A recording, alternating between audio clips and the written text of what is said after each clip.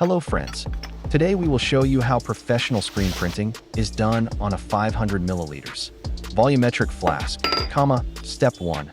First, the flask is thoroughly washed and dried so that the printing comes out clean and sharp. Step 2.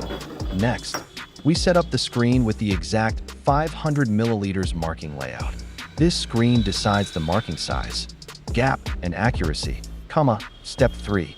We prepare the special glass printing ink by mixing it to the perfect consistency, which makes it heat-resistant and long-lasting. Step 4.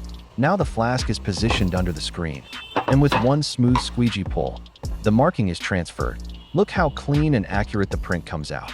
Step 5. After printing, the flask is cured in a dryer so the ink forms a strong bond with the glass. And this is how the perfect screen printing of a 500 milliliters volumetric flask is completed. Don't forget to like and follow more videos. Please check the like, comment, subscribe.